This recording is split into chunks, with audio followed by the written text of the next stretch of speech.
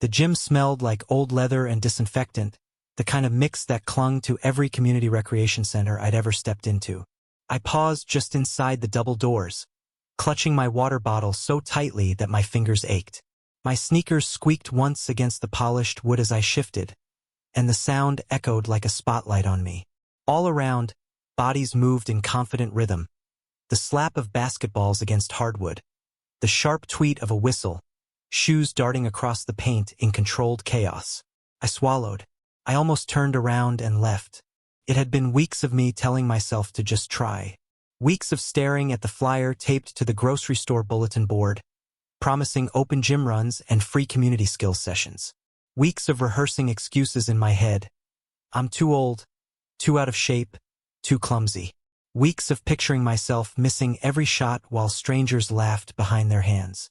And now I was here, standing on the edge of the court, feeling like the awkward kid picked last at recess all over again. Need a hand.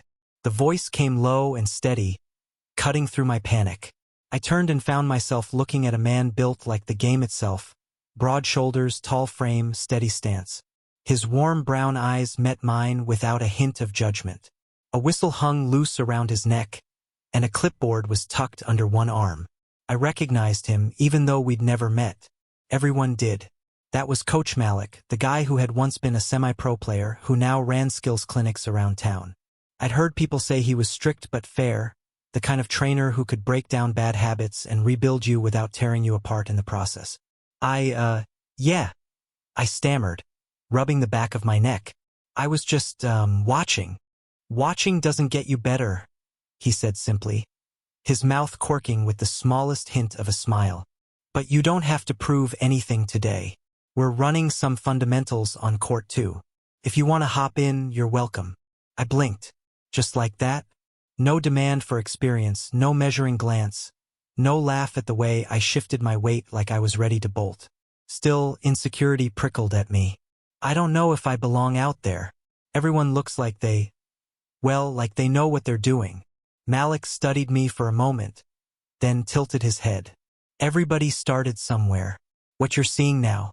Hours of drills, missed shots, busted confidence. Nobody walked in perfect. Not me, not them. He shifted his clipboard under one arm and gestured with his whistle toward the far side of the gym. We're just working on footwork and balance today. Group drills.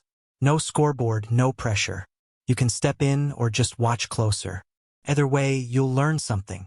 His tone wasn't pushy, but it carried that calm confidence that made it hard to argue. The thud of basketballs pounded around us, steady as a heartbeat. Someone yelled, "Switch!" from across the court. Sweat hung in the air, humid and alive, the scent mingling with the faint tang of rubber and Gatorade. My throat was dry, and not just from the heat. I'm not great, I admitted, words tumbling out before I could stop them. Malik nodded, not missing a beat. That's why you're here, isn't it? To get better. Something in his easy acceptance tugged at me. He wasn't offering flattery. He wasn't pretending I'd be some star player. He was simply stating the obvious. If I was here, then I wanted to improve, and that was enough. I exhaled slowly, realizing my knuckles were still white around my water bottle. All right, I said, my voice thin but audible. I'll give it a try. That's all I ask, Malik said, his smile widening a fraction. Grab a ball from the rack, head to court 2. First drill starts with jump stops. As he turned, blowing his whistle to call a rotation, I followed with hesitant steps. Each squeak of my sneakers felt louder than it should. Every bounce of the ball in my hands foreign. Too heavy, too loud. But Malik's words replayed in my head. Nobody walked in perfect. I wasn't here to be perfect, just better.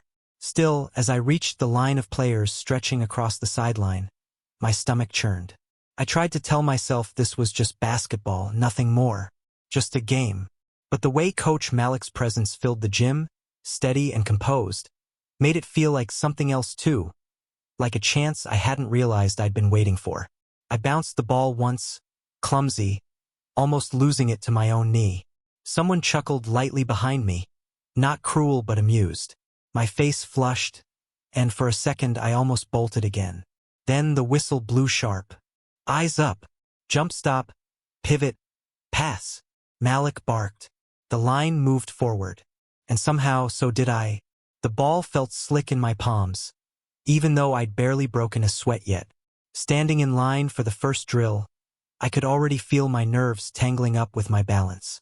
When Malik blew the whistle, everyone moved in perfect rhythm.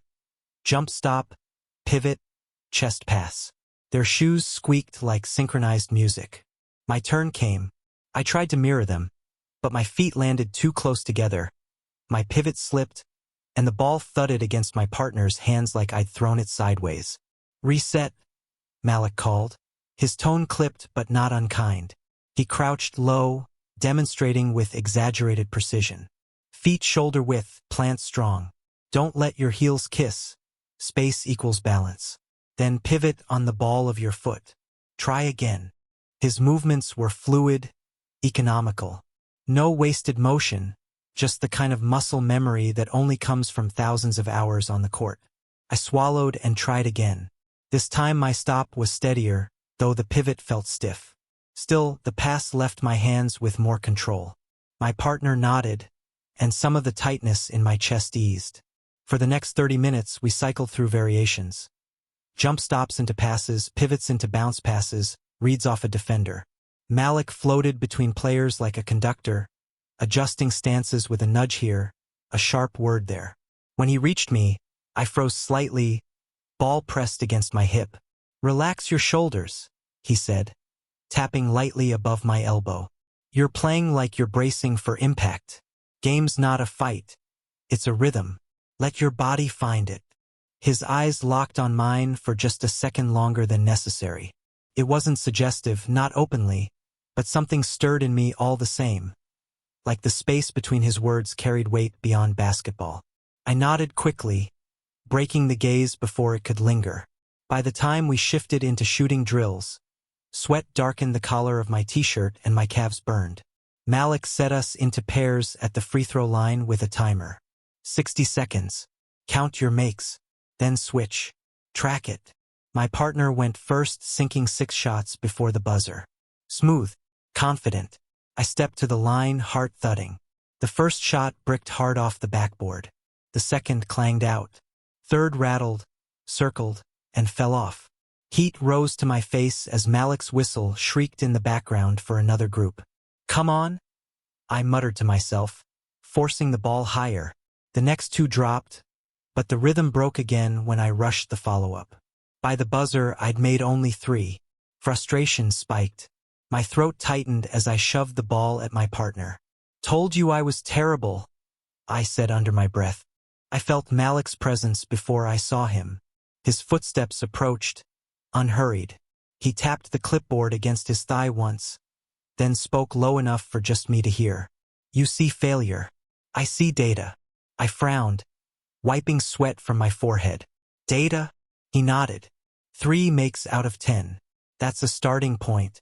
Doesn't mean you're broken, it means we know where to begin. Next week, maybe it's 4. Then 5. Progress is progress. The way he said it was matter-of-fact, not pitying. Like a mechanic looking under the hood, pointing out a fix instead of condemning the car. I started, then stopped. My chest felt heavy with everything I wasn't saying. The fear of being laughed at. The embarrassment of starting late. The old echoes of people telling me I'd never measure up. Malik seemed to read it anyway. He leaned closer, his tone softening. You came here. That's the hardest step most people never take. Don't kill that momentum just because the numbers aren't where you want them. Give yourself 2 weeks. We'll build a plan. 2 weeks. That felt possible. Contained. Like a finish line I could see, not some endless marathon. All right, I said finally, voice quieter than I intended. 2 weeks. Good, he said, tapping the ball back into my chest. His hand brushed mine briefly as he did. A split second of contact that jolted something in me. His gaze lingered again, steady and unreadable, before he stepped back to blow his whistle at another group. The drills wore on, and my body grew heavier, but so did a strange lightness in my chest. Even missing shots didn't sting as sharply now. When Malik barked encouragement across the court, "Better! Reset quicker!" It felt directed at me even when it wasn't. By the end of practice, my shirt clung to my back and my legs felt like jelly. We gathered near the bleachers as Malik ran through notes. Focus points for next week. Balance into every movement, clean footwork, controlled release. Remember, habits don't change in a day. Keep a log. Own your numbers. The others nodded, jotting on their phones. I just tried to catch my breath. As players filtered out, Malik approached me again. His whistle hung loose, his clipboard tucked away. "You free Saturday?" I hesitated. Maybe. Why?" "Open run here at the rec," he said. "Casual pickup games. No drills, no pressure, just run and test what you've practiced. Good way to measure growth without overthinking." The idea terrified me, real games, real eyes on me. But the way he framed it, no pressure, made it sound almost safe. "I'll think about it," I said. "Do more than think," Malik replied, smiling faintly. "Show up. Worst case, you get some cardio. Best case, you surprise yourself." His confidence had a gravity of its own, pulling me toward belief even when doubt screamed in my head. As I left the gym that night, the echoes of bouncing balls fading behind me, I realized my hesitation hadn't disappeared, but it had shifted. It wasn't the kind of fear that froze me anymore. It was the kind that dared me to see what might happen if I pushed through. And for the first time in a long while, I wanted to find out. The air outside the gym was sharp with evening cool, a welcome contrast to the humid walls of sweat and noise I'd left behind. My shirt clung damply to my back, and I tugged at the collar as I followed the trickle of players out into the parking lot. Some drifted straight to their cars. Others lingered in small knots, swapping jokes and jabs about missed layups or lucky threes. "Smoothie run?" a tall guy from drills called, tossing his keys in the air.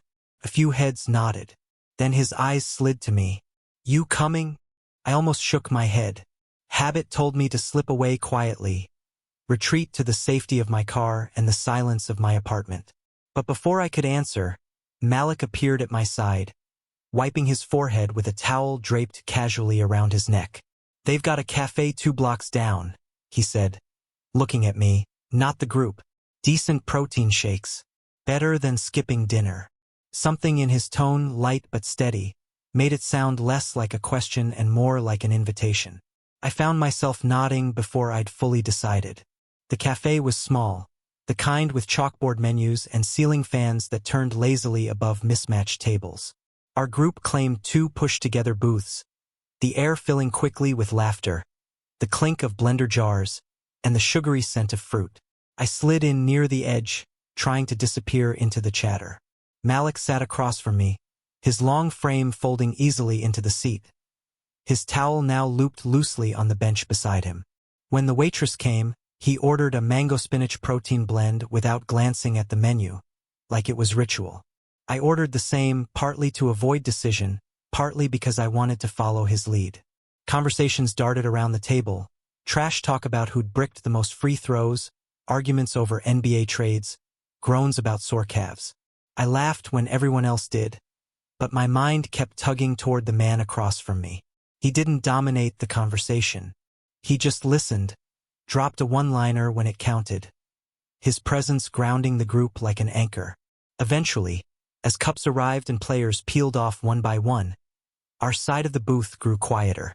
Malik tipped his straw toward me. "So, you just walk into gyms for the thrill of torture? Or is there a story there?" I huffed a laugh. "A little of both, maybe." I swirled my drink, watching flecks of green whirl in orange. "I played some in high school. Tried out for my college team my freshman year. Didn't make it past day 2. Malik's gaze didn't waver. He wasn't judging, just listening. "It wasn't even that I was the worst," I continued, words loosening under his calm. "But I froze. Missed shots I usually made. Panicked every time the coach looked at me. When cuts came, I wasn't shocked. But it stuck. Like I stamped a label on myself. Not good enough." Silence stretched for a moment, filled only by the hum of the cafe blender. Then Malik nodded slowly. "Tryouts will do that. They magnify everything, mistakes, nerves, even self-doubt.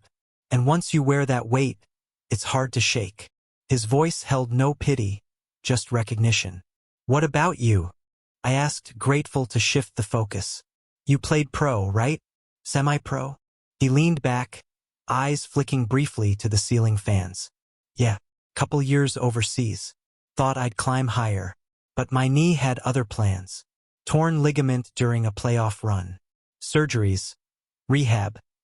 Eventually realized my body couldn't cash the checks my dreams were writing. I winced. That must have been brutal. At first, yeah.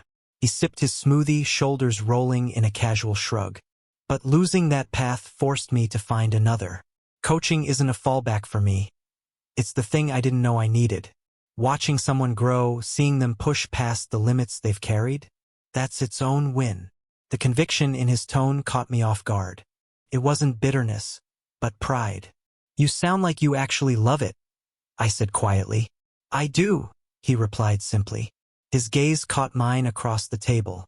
For a heartbeat, the noise of the cafe dimmed, like it was just us in that booth. Two people who'd carried disappointments but were still here anyway. I looked away first, pretending to fuss with my cup. Still, a warmth lingered in my chest that had nothing to do with mango or spinach. To break the silence, I tried a joke. So you're saying there's hope for hopeless cases like me? His smile spread slow, deliberate. You're not hopeless. You're raw. That's a difference. I felt my ears flush. He said it so matter-of-factly that it landed deeper than any compliment. We talked a while longer about music, about the neighborhood leagues, about the best sneakers for flat-footed players. The others had mostly cleared out, leaving just us and a pair of teens hunched over milkshakes near the counter. Then Malik set his cup down and fixed me with that steady look again. Listen, I need to say something. If at any point you feel like I'm crossing lines, mixing personal with coaching, you tell me. No hesitation. I'll connect you with another trainer. No hard feelings. I blinked. Why would you say that? Because respect comes first, he said. Too many coaches blur it, and I won't be one of them. If you feel even a hint of pressure, that's not growth. That's imbalance. And I'm not here for that. His clarity surprised me, but also grounded me. I appreciate that, I said honestly. Really, I hadn't even thought about it, but hearing you say it, it means a lot. His smile softened, and this time it carried no weight of instruction, just warmth. Good, then we're clear. When we finally stood to leave, the night air felt cooler, lighter. We walked out together, footsteps in sync, before drifting toward our separate cars. As I slid into mine, I realized I was still smiling. At the memory of his conviction, his humor, and the way his gaze had lingered just long enough to spark something I hadn't felt in years. Not pressure, not pity, but possibility. The rec center lights buzzed faintly above the court, their glow reflecting off polished hardwood like a stage set for judgment. Saturday night pickup had drawn a crowd. Men and women in mismatched jerseys, teens fresh from school leagues, a handful of older players with knees wrapped and still something to prove. The bleachers rattled with voices, laughter, the sharp smack of palms greeting each other in handshakes and slaps. I hovered near the sideline, dribbling a borrowed ball, the thud echoing in my chest like a second heartbeat.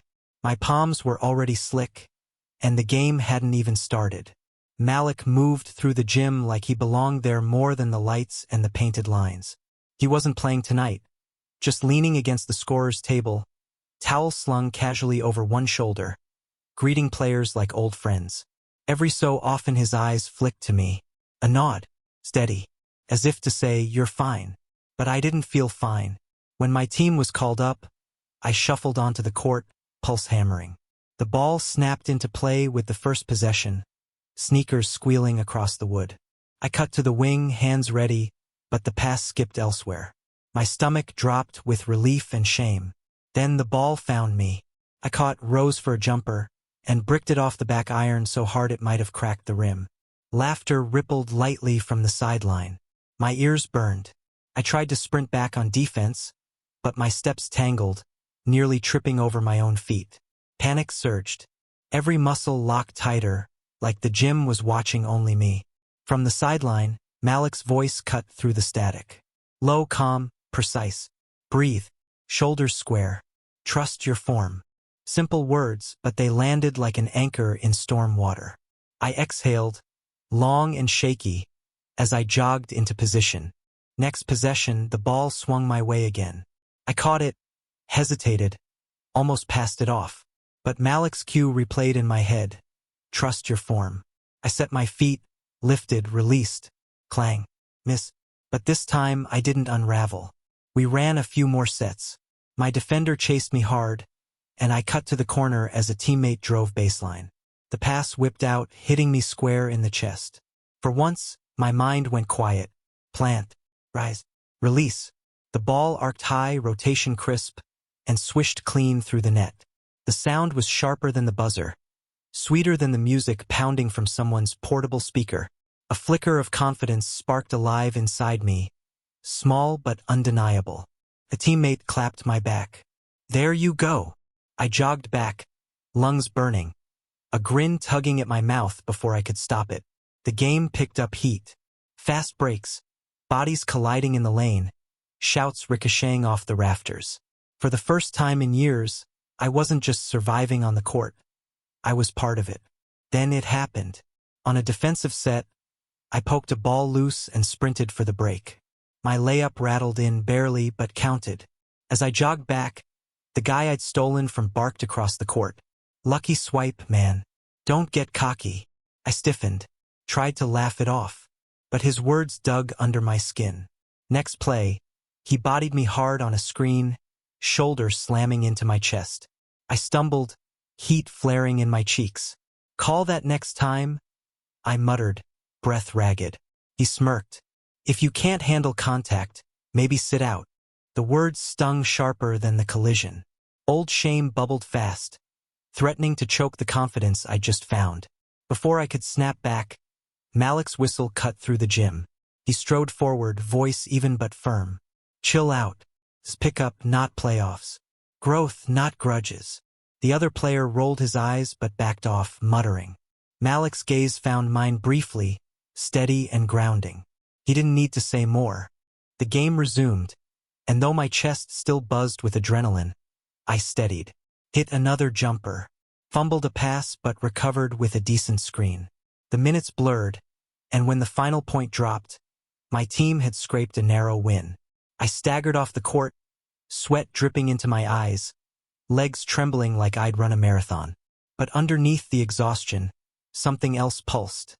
An ember of pride I hadn't felt in years. Malik caught me by the exit, his towel slapping lightly against his shoulder. Not bad, he said, his mouth twitching like he was holding back a grin. Rough start, strong finish. That's the arc you want. I chuckled breathlessly, wiping my forehead. Pretty sure I almost collapsed out there. Means you pushed yourself. That's the point. We walked together toward the parking lot, the night air cool against my overheated skin. The gym's buzz faded behind us, replaced by the hum of streetlights and the distant hiss of passing cars. Neither of us spoke at first, just the scuff of our shoes on asphalt, the rhythm oddly in sync. When we reached my car, I fumbled with my keys, the silence stretching. Malik leaned lightly against a lamppost, watching me with that same calm, unreadable look. The air between us felt charged, like static before a storm, or the hush just before the ball leaves your fingertips. Not hostile, not uncomfortable, just uncertain, heavy with possibilities neither of us had named yet. Cleared my throat. Thanks for the cues. I'd have fallen apart without them. You didn't fall apart, he said simply. You adjusted. That's growth. Our eyes met again, and for a moment I thought the world might tilt toward something else entirely.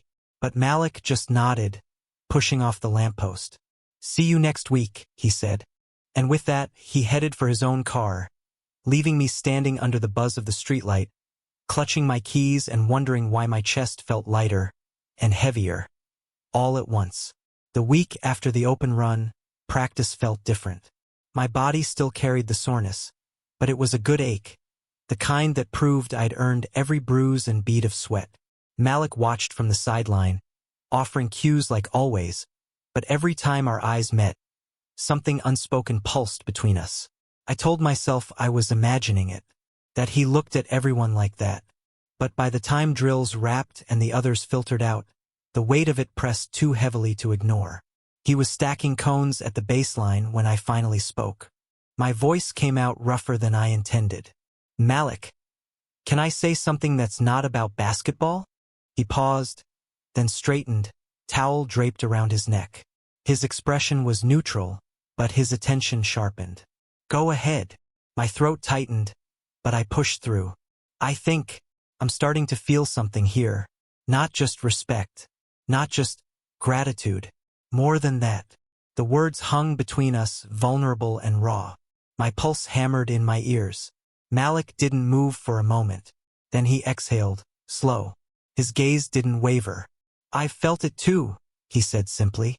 No games, no evasion. The honesty in his voice hit me harder than any screen I'd ever run into. Hope and fear collided in my chest. "So, what does that mean?" He tossed the last cone into a bin, then rested his hands on his hips. "It means we have to draw a line, because right now I'm your trainer.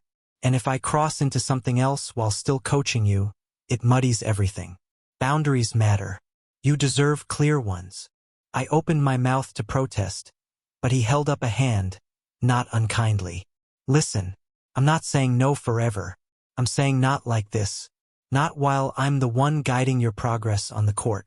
That's an imbalance, and I won't use my role to blur it." His words stung at first, but beneath them was a bedrock of respect I couldn't deny. He wasn't shutting me out, he was protecting me. "So what are we supposed to do?" I asked quietly. He thought for a moment, then nodded to himself. "I can transition you to another coach. Tasha. She's one of the best trainers I know. Sharp eye, tougher than me when it comes to discipline. If you want to explore this," he gestured between us, "then you'd have that option without me holding a whistle over your head." The offer startled me. He wasn't asking me to give up training or pretending the tension didn't exist.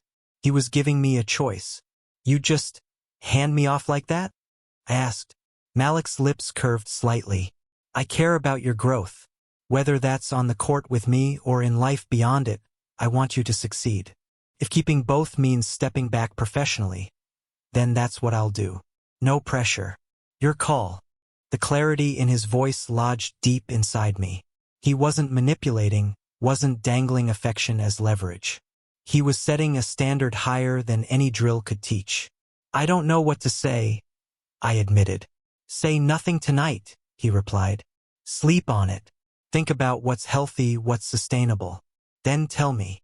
That night, lying in bed with the ceiling fan spinning lazy circles above me, his words replayed again and again. I thought about the kid who froze at a college tryout, who had carried that shame like a stone ever since. I thought about how Malik's coaching had begun to chip at that weight, giving me back pieces of myself I thought were gone. Did I really want to risk that progress just to chase a feeling too fresh to name? But then I thought about his gaze across the smoothie shop table. The way his voice steadied me during the open run. The honesty in his admission, I felt it too. His words stung at first, but beneath them was a bedrock of respect I couldn't deny. He wasn't shutting me out, he was protecting me. "So what are we supposed to do?" I asked quietly. He thought for a moment, then nodded to himself. "I can transition you to another coach. Tasha. She's one of the best trainers I know. Sharp eye, tougher than me when it comes to discipline. If you want to explore this," he gestured between us, "then you'd have that option without me holding a whistle over your head."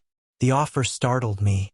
He wasn't asking me to give up training or pretending the tension didn't exist. He was giving me a choice. "You just hand me off like that?" I asked. Malik's lips curved slightly. "I care about your growth. Whether that's on the court with me or in life beyond it, I want you to succeed. If keeping both means stepping back professionally, then that's what I'll do. No pressure. Your call." The clarity in his voice lodged deep inside me. He wasn't manipulating, wasn't dangling affection as leverage. He was setting a standard higher than any drill could teach. "I don't know what to say," I admitted. Say nothing tonight, he replied. Sleep on it. Think about what's healthy, what's sustainable. Then tell me. That night, lying in bed with the ceiling fan spinning lazy circles above me, his words replayed again and again. I thought about the kid who froze at a college tryout, who had carried that shame like a stone ever since. I thought about how Malik's coaching had begun to chip at that weight, giving me back pieces of myself I thought were gone. Did I really want to risk that progress just to chase a feeling too fresh to name? But then I thought about his gaze across the smoothie shop table. The way his voice steadied me during the open run. The honesty in his admission, I felt it too. This wasn't infatuation born from desperation. It was respect evolving into something more. And if he cared enough to protect the work I'd started, then maybe he was worth trusting with both. By morning, my choice felt clear. When I walked into the gym the next day, Malik was already there, bouncing a ball lazily against the floor, clipboard resting on a chair. He looked up as I approached, his expression unreadable. Well? He asked. I took a breath. I want to switch to Tasha. Not because I don't value your training. I do more than I can say. But because I think what's happening between us deserves a chance. And I don't want it tangled in drills and score sheets. For a moment, silence. Then Malik's shoulders relaxed, and a slow smile spread across his face. Good call, he said softly. That's the right choice. Something inside me loosened, a knot untangling. Gratitude swelled so strong it nearly choked me. Thank you, I murmured, for giving me that option. For protecting my progress before anything else. He stepped closer, not touching, just close enough that his presence warmed the space between us. That's what trust looks like. You put in the work and I honor it. Everything else can come after. His words settled over me like a vow. And for the first time, I realized this wasn't just about basketball or even attraction. It was about respect earned, given, and shared. The drills that day felt different, lighter, not because they were easier, but because the weight of uncertainty had shifted. Malik wasn't just a coach anymore, and not yet something more, but he had given me the gift of clarity, and in that, my trust in him deepened beyond measure. As I left the gym, my sneakers squeaking against the polished floor, I caught his eye one last time. The look we shared wasn't rushed. It wasn't desperate. It was steady, patient, like the slow build of a game plan, drawn line by line, each step leading somewhere worth reaching. And for once, I didn't feel hesitant. I felt ready. Tasha didn't waste time. On my first day training under her, she barked instructions like commands in a foreign language. Sharp, rapid, no room for hesitation. Where Malik's voice had been calm and steady, hers cut like a blade. Again, quicker on the pivot. You're dragging your back foot. I tried, breath stuttering, sweat running into my eyes. Better, she said, arms crossed, stopwatch dangling from her fingers. But not good enough. Reset. By the end of the first session, my legs trembled like reeds in the wind. And yet, as I limped toward the locker room, a strange smile tugged at my lips. Malik had been right. Tasha was tougher. But her sharpness carved away hesitation. She didn't allow me to nurse excuses or wallow in self-pity. She forced me to move cleaner, quicker, sharper. Over the next 2 weeks, the changes showed. My footwork tightened. My balance steadied. Even my shot release smoothed into something less panicked and more deliberate. I filmed one of my practice sessions on my phone, awkwardly propping it against a water bottle to catch the drills. Later that night, I debated before sending the clip to Malik. A few minutes later, his reply came through. A simple emoji, a raised thumb. But something about it warmed me more than a paragraph of praise could. When Malik asked if I wanted to grab dinner that Friday, it wasn't framed as anything monumental. Just a casual invite. But I knew and he knew it was more. The training line had been crossed, cleanly, ethically. Now we could explore what had been quietly growing all along. We chose a small, hole-in-the-wall diner near the rec center. Vinyl booths, neon sign half burned out, the kind of place where fries always came out a little greasy and perfect. Malik slid into the booth across from me, his frame somehow dwarfing the narrow seat, and for the first time since I'd met him, there was no whistle, no clipboard, no towel draped around his shoulders. Just him. Conversation came easier than I'd expected. He asked about my job, my family, the pieces of my life outside the court. I told him about the day I almost quit basketball forever, the way the college tryout still haunted me. He didn't dismiss it or tell me to get over it. He just listened, nodding like every word mattered. In turn, he shared his own fears. When my knee gave out, I thought I'd lost my whole identity, he admitted, pushing fries around his plate.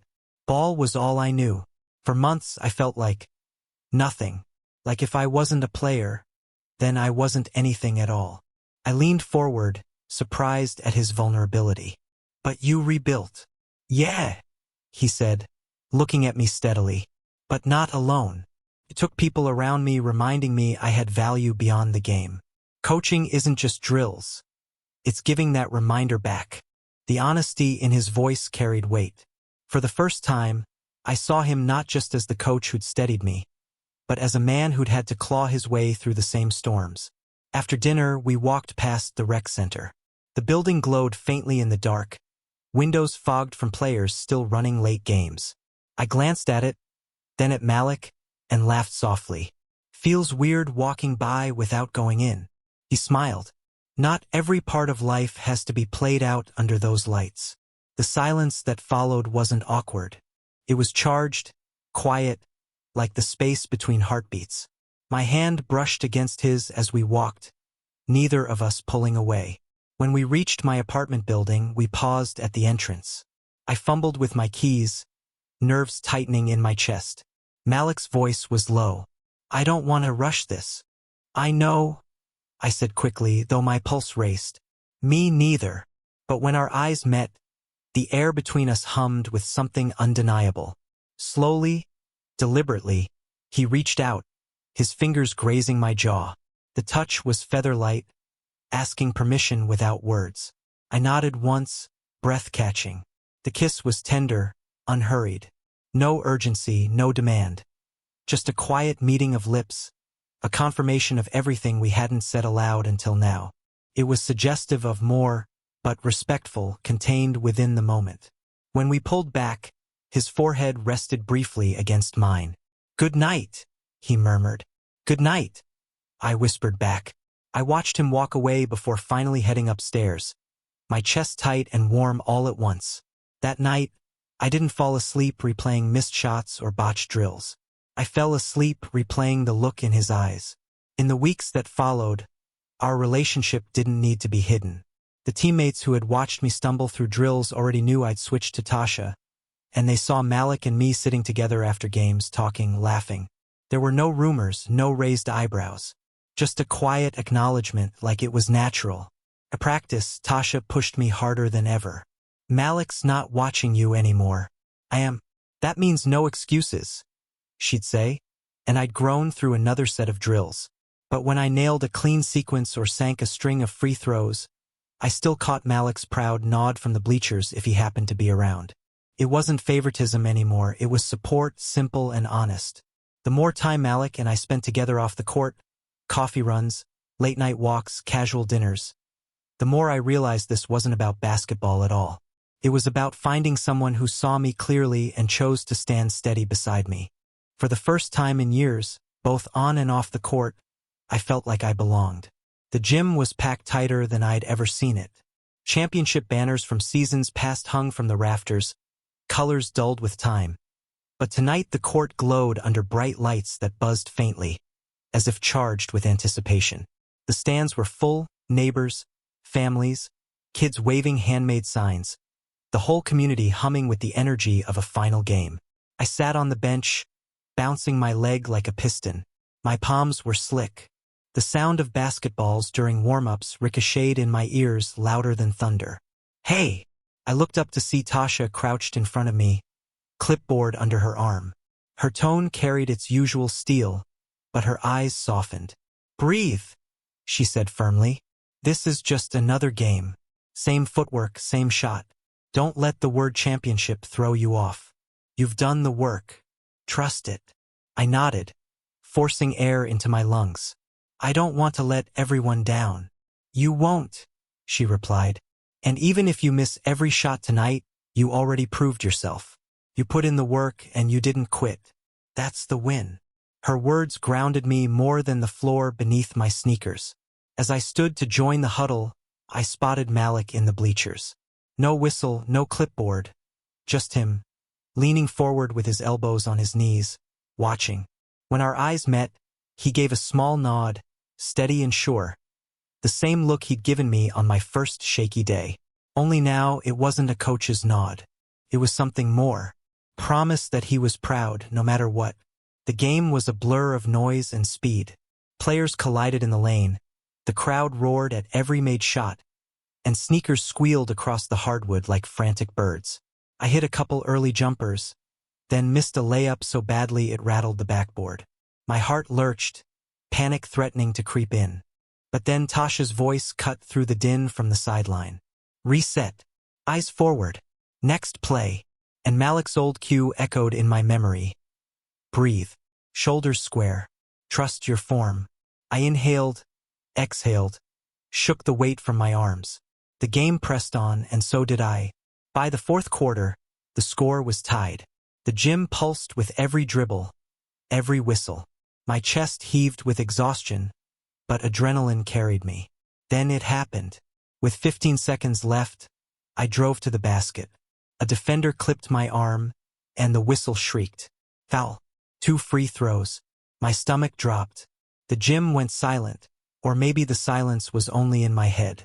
The memory of every missed free throw I'd ever shot slammed into me. My college tryout, the brick after brick, the humiliation.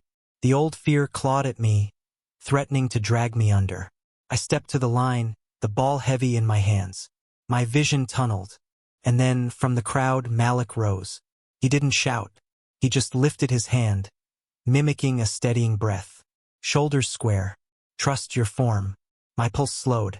I bounced the ball once, twice, set my feet, released, swish. The crowd erupted. One more.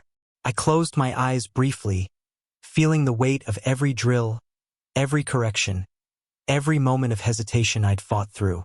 Then I lifted, released, swish. The roar nearly shook the rafters. My teammates swarmed me, slapping my back as the final buzzer blared seconds later. We had won. The celebration blurred together. Laughter, hugs, teammates dousing each other with water bottles. I found Tasha near the bench, her arms crossed but her grin wide. You kept your head, she said. That's the game. Couldn't have without you, I replied, meaning every word. She gave me a brisk nod, but I caught the flicker of pride in her eyes. Then, through the throng, I saw Malik. He didn't rush me, didn't need to. He just stood there, waiting. When I reached him, I couldn't help but smile. 2 for 2, he said softly. Finally, I breathed. After all this time, he clapped a hand on my shoulder, the warmth steady. You earned it, and you didn't need me out there to prove it. I shook my head. I needed both of you, in different ways. My chest tightened with gratitude. You gave me the foundation. She pushed me past it. I couldn't have done this without either of you. Malik's expression softened, the weight of his pride settling in his eyes. Then you're lucky, he said. Most people never get both. Later that night, we sat on the small balcony outside my apartment. The city stretched before us, lights glittering like constellations scattered across the ground instead of the sky. The cool night air brushed against my sweat-dried skin, carrying the faint sounds of distant traffic and laughter from the street below. Malik leaned against the railing, his profile etched in shadow and glow. I sat beside him, still buzzing from the win, but it wasn't the scoreboard that filled my chest. It was the quiet certainty that I'd chosen the right path. I turned to him. You know, if you hadn't drawn that line, if you hadn't made me choose respect first, I don't think we'd be here now. Not like this. He glanced at me, then reached for my hand, his grip warm and steady. Respect first. Always.